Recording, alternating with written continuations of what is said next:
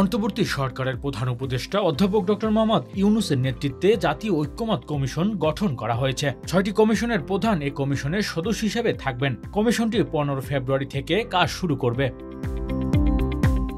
১২ ফেব্রুয়ারি মন্ত্রিপরিষদ বিভাগ থেকে জারি করা এক প্রজ্ঞাপনে এই তথ্য জানানো হয়। প্রজ্ঞাপনে বলা হয়, কমিশনটি নির্বাচন ব্যবস্থা, পুলিশ বিচার বিভাগ, জনপ্রশাসন, সংবিধান ও দুর্নীতি দমন বিষয়ে সংস্কারের জন্য গঠিত কমিশনগুলোর সুপারিশসমূহ বিবেচনা করবে। কমিশনের সভাপতি ডক্টর মোহাম্মদ ইউনূস, সহসভাপতি অধ্যাপক আলী রিয়াদ এবং সদস্য হিসাবে আছেন জনপ্রশাসন সংস্কার কমিশনের প্রধান আব্দুল মুনিয়ম চৌধুরী।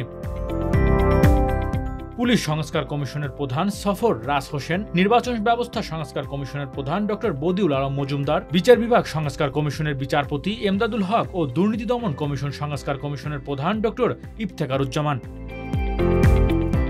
এই কমিশনের মেয়াদ হবে ৬ মাস এবং এটি রাজনৈতিক দলগুলোর সঙ্গে আলোচনা করে জাতীয় ঐক্যমত গঠন করবে।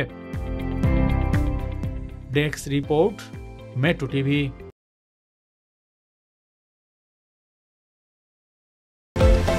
দেশের পাশে মেট্রো টিভি।